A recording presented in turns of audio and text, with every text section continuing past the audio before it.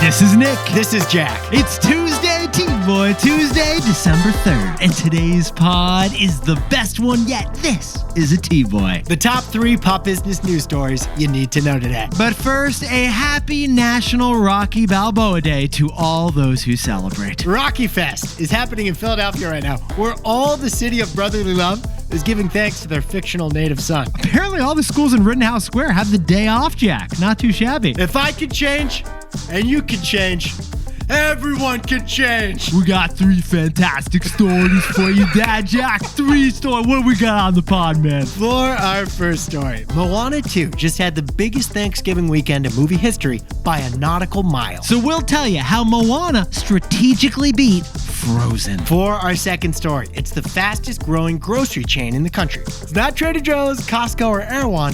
It's Aldi. It's Aldi. Aldi became #1 by using a German philosophy. And our third and final story. Remember when people used to set their phone's ringtone to their favorite music? Well, that's having a major comeback right now. Ringtones, they are back because people don't buy products, people buy memories. But Yetis, before we hit that wonderful mix of stories and try to get Nick to do another language accent thing. I don't know, Jack. I just did a Rocky one. I like the You Rocky did the German one too. Yeah, I tried to do both, Jack. Yetis, yesterday we asked you our weekly trivia question. Who is the #1 inventor that Steve Jobs looked up to? Who was Steve Jobs' role model? What product did Steve Jobs idolize? The answer is the Polaroid camera. The Polaroid, and Edwin Land, the inventor of that Polaroid camera. Yetis, we just dropped the 7th episode of our weekly show, The Best Idea Yet. The untold origin stories of the products you're obsessed with. And this week's episode is the Polaroid camera. Because Polaroid packed an entire darkroom into a single handheld camera. We'll tell you in this wild episode how Edwin Land got the idea for the Polaroid camera after a conversation with his daughter, who was 3 years old. And how Edwin Land took the first selfie ever, like 100 years ago, with a Polaroid camera. And how no matter what Outcast says, you should never, ever, ever, ever, ever shake it like a Polaroid picture. So later today, after this episode, check out our new deep dive show, The Best Idea Yet. Jack and I dropped the link in this episode description. Because the Polaroid camera is the best idea yet. But Jack, today's T-Boy is a fantastic show. We got 3 wonderful stories. How about we hit the pod, man? Adrian! Let's do it. Yeah, we got it. Let's do it, guys. 15 years before this song, 2 boys from the Northeast met in the dorm. They had an idea that caused a cultural storm. It's the best one yet, but the best is the norm. Jack, Nick, that's it. I don't even think they need to practice. 50%, that's a fat tip. T-Boy City on your at-list. If you know, you know, cause we ready to go. We can't wait no more, so just start the show. Start the show. For our first story, Moana 2 just broke every Thanksgiving box office record, and she did it by a mile with a smile. Crazy thing though, Moana 1 is having a better year than Moana 2. That is crazy. We'll explain why. Yes, we will. Yetis, this one goes out to all the dads out there whose Spotify Wrapped is about to be topped by a Moana soundtrack. A lot of Disney show tunes on that top 5 list, plus Baby Beluga. If you know, you know. But Moana 2, it just set a movie theater record. Jack, what kind of a prize are we talking about here? Best 5-day Thanksgiving weekend ever was set by Moana 2 this past weekend. Get this, Yetis. From Wednesday to Sunday, this Disney sequel brought in $225 million at the U.S. box office. Maui wowie. The previous #1 Thanksgiving weekend was Frozen 2 back in 2019. And overseas, Moana 2, it was the top movie in every country except for China. If you add in Wicked and Gladiator 2, then Moana Gladdy Wiki Weekend was officially bigger than Barbenheimer Weekend. You're welcome. You're welcome. The ocean chose me, too. I think I know why it was banned in China, Jack, but if I say it on the pod, I think we'll get banned in China.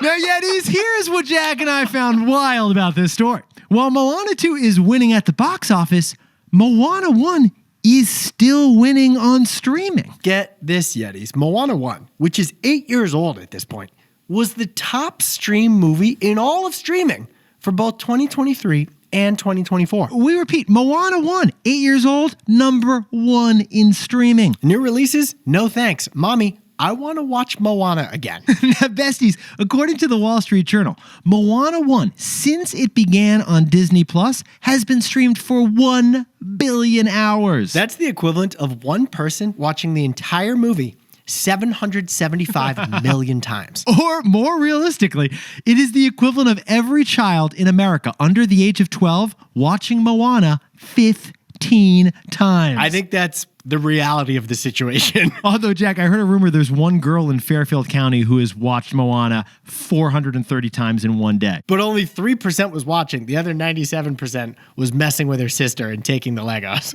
Yet he's the reason this is so shocking is that Moana 1 kind of didn't really work in theaters, did it, Jack? It unperformed at theaters when it debuted in 2016. It had a bad box office year. So it turns out Moana is kind of like a fine Merlot. Moana has improved with age. So Jack and I wafted that movie's aroma up into our noses to whip up a takeaway. So Jack, what's the takeaway for our buddies over at Disney? The Moana voyage is a full-on media lesson.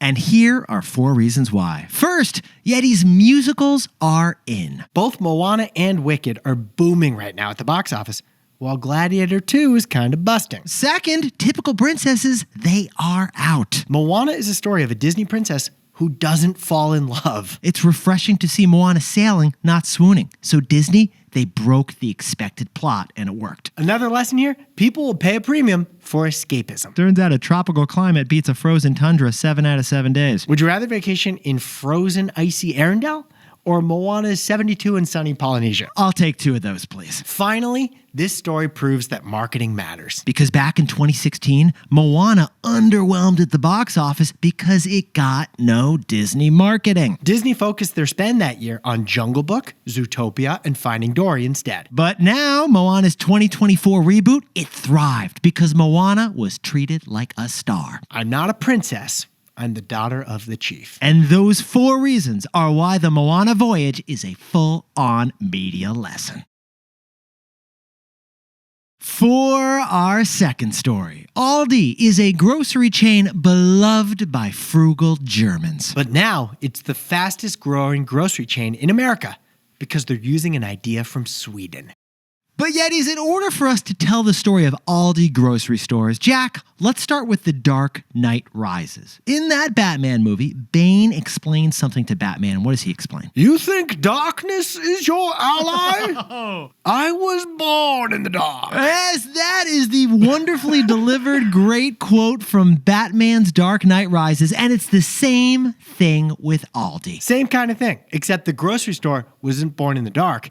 They were born in inflation. That's right, because Aldi was founded by the Albrecht brothers back in 1946 post-war Germany. And Jack, what was the economic situation back then in Germany? In 1946, inflation in Germany was 19,000% per month. Oh yeah, you bought an avocado for like $1, it was gonna be $19,000 or Deutschmarks the next month. It was hyperinflation. It was out of control. So the Albrecht brothers started a discount grocery chain that now has 4,000 locations in Germany and 13,000 across the world. You probably have a roommate who's an Aldi addict. You definitely have a roommate who's trying to serve you like Aldi's Wink and Owl wine. You know who you are. We know who you are. Fun fact, by the way, Aldi is actually cousins with Trader Joe's. Are they really? I didn't see that, Jack. One of the Albrecht brothers bought Trader Joe's in 1979. But today, Aldi is the fastest growing grocery chain in America with 2,400 stores and 800 coming. This year, foot traffic at Aldi's in the U.S. grow by 10 to 18% nationwide,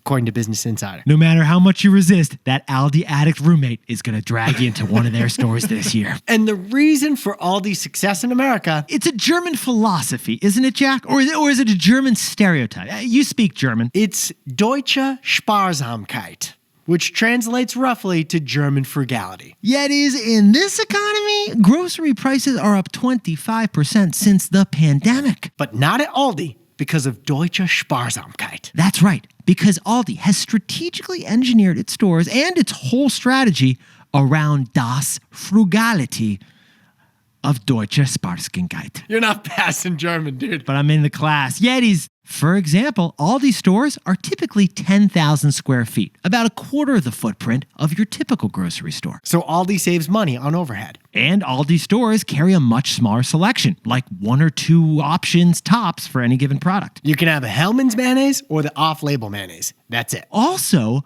Aldi uses a wholesale style in their retail stores. You want that Hellmann's mayonnaise? Well, you're going to have to rip one out of the box that came with 20 because we didn't unpack it for you. Add it all up, Jack, and what is the financial result when it comes to Aldi's Deutsche Spartzenkeit? According to the Motley Fool, a basket of 20 products that cost $65 at Aldi are $54 more at Whole Foods. Sit down, stand up, and ring us up again. That's a serious price differential. And it begs the question, how does Aldi keep their prices nearly half as low as Amazon-owned Whole Foods? Well, Deutsche Spartzenkeit might go further than real estate and packaging. It goes into our takeaway. So, Jack, what does takeaway for our buddies over at Aldi? Aldi's success is thanks to the IKEA principle. Yeti's IKEA, the Swedish furniture company, became a huge success thanks to its one profitable innovation.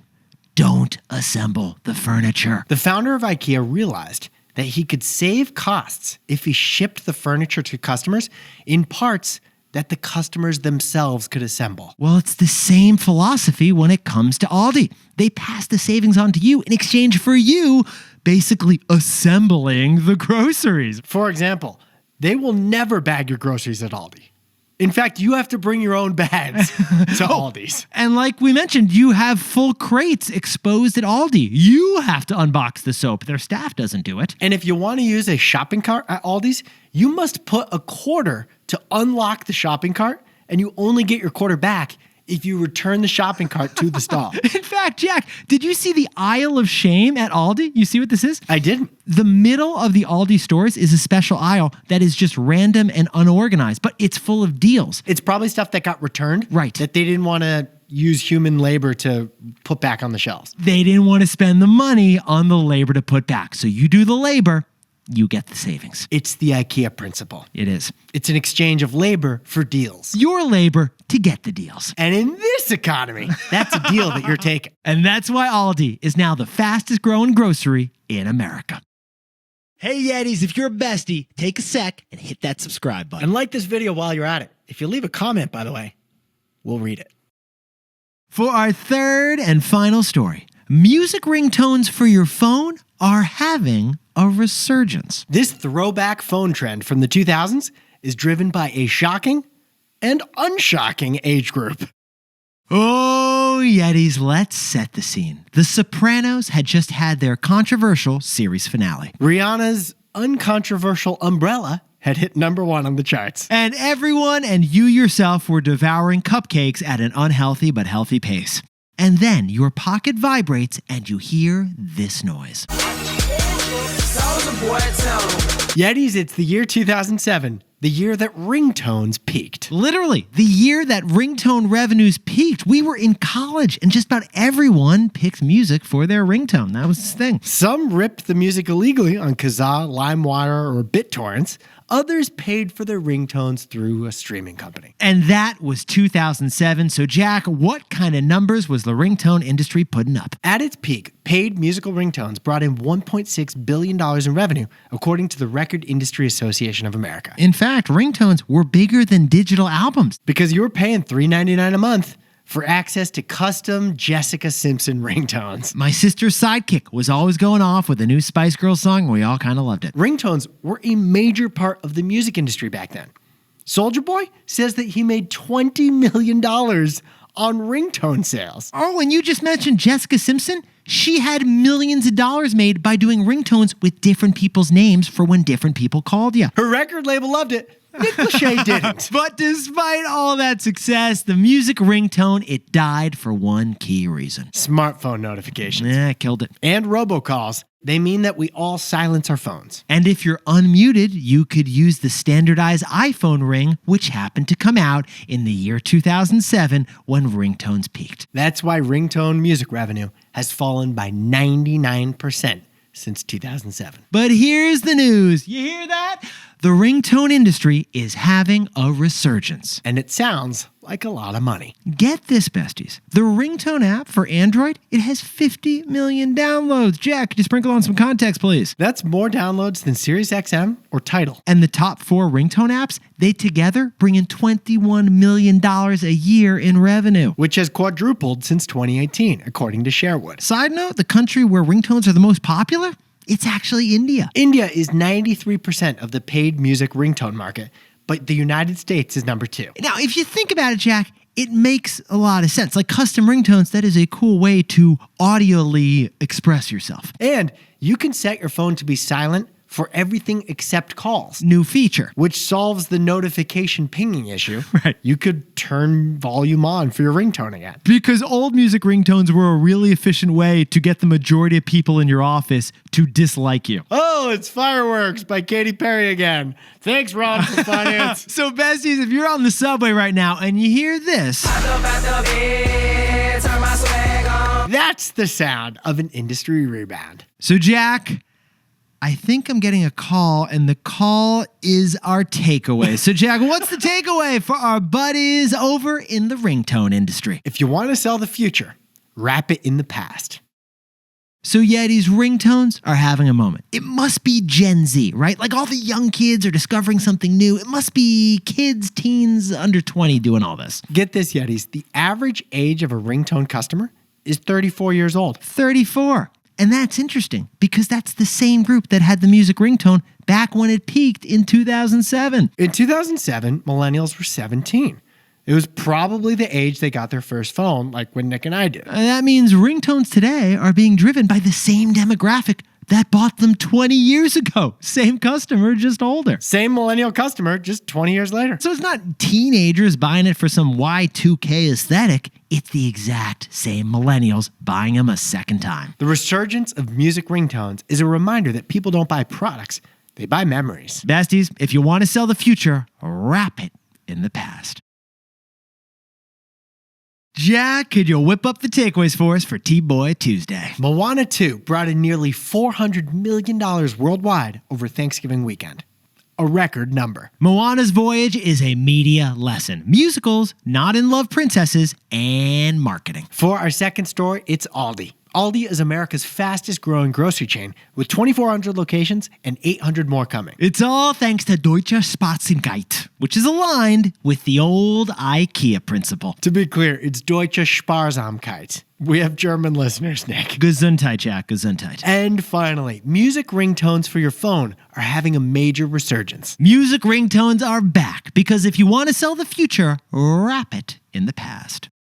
But Yetis, this pod's not over yet. Here's what else you need to know today. First, the Australian government has officially banned social media for kids under 16. This happened over Thanksgiving break. You might have missed it, but it's a big deal. Australia is now the first country in the world with legislation banning Instagram, Reddit, TikTok for a specific age group. It's unclear how this ban will be enforced, but it was passed by an overwhelming majority in Australia's Congress. And second, Intel's CEO Pat Gelsinger is shockingly resigning from the head of America's biggest chipmaker. Gelsinger joined Intel at the age of 18 with just an associate's degree. That's it, and he rose all the way up to CEO, but his 5-year turnaround plan is failing. So he's out at Intel after just 3 years, and 2 co-CEOs are taking over in the interim. And finally, on Sunday, December 1st, we had the busiest travel day in American airport history. 3.09 million people passed through a TSA checkpoint on Sunday,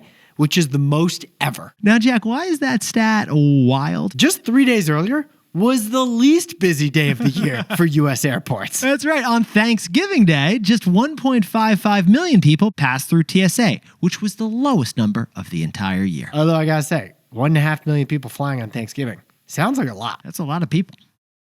Now, time for the best fact. Yeah, this one whipped up by Jack and me because it is officially Giving Tuesday. Giving Tuesday, the one shopping day, not about spending on things, about spending on causes. Now, what you didn't know is that this concept actually began only in 2012 with an idea hatched at the 92nd Street Y in New York City. In the first year, $10 million was donated. But last year, $3 billion was donated. So Giving Tuesday has grown 300x in the 12 years since it's been around. So Jack and I were talking about it before the show. We both do give on Giving Tuesday. We were like, we should just share things we give to because everyone could be giving. My favorite cause is the Covenant House, which provides shelter to homeless youth. When I was a kid, I actually did my first donation to an organization called the Children's Aid Society up in Harlem, and I did the same one again this year. Love that. Covenant House, by the way, takes care of kids who pass through the foster system but don't have anywhere to go. It's a great cause, both of them. So Yetis, after a week of shoppy till you droppy, it's Giving Tuesday to givey till you givey. We drop links to Covenant House and Children's Aid Society in the show notes. Yetis, you look fantastic today. Jack, you were looking fantastic for TBOY Tuesday. Oh, wait, one second. I'm getting a call. Is that Soulja Boy again? It's Soulja Boy. And Soulja Boy is saying that everyone should go and listen to the best idea yet, our other weekly show. You got to listen right now. If you know, you know. We dropped a link in the episode description. Listen to the Polaroid story. The latest episode is on the Polaroid. Jack and I will see you there. And before we go, a happy belated birthday to Kate Brink, the queen of carrot cake, who's from straight out of Boston. Just outside Boston. Happy birthday to Abby Mayer, the hostess with, and I can attest, the mostest. She's living in the Presidio of San Francisco. And Lee McKenna Hollingsworth, the panther of the outer sunset in San Francisco, celebrating a birthday. Happy anniversary to Hari Ananju in San Mateo, California. Congratulations, guys. And Devin McLaughlin, El Dev Meister, is celebrating a birthday up on the Upper East Side. Happy birthday to Anthony Whitlow in Albany, New York. And Apurva Adipali over in Bangalore, India, may have, statistically speaking, a music ringtone on which they're celebrating a birthday. And happy 50th birthday to Punitha Aurora in Shakopee, Minnesota. An OG bestie, if you know, you know. And a shout out to Jessica Sanchez, Arnav Sharma, and Nick Goodner for correctly guessing our TBIY trivia in the Spotify comments and on Instagram. And the answer to that trivia, Steve Jobs' big business role model, the answer was Polaroid. And to anyone else celebrating something today, make it a TBOY. Celebrate the wins. This is Jack. I own stock in Intel, Disney, and Amazon, and Nick and I both own stock in Spotify. Dude, I love your rock impression. It's like mildly concussed. It's like you need like a little bit of Philadelphia, a little bit of Italian, and a little bit of stage 2 concussion. I don't think that offends anyone. Look, I've had a couple concussions.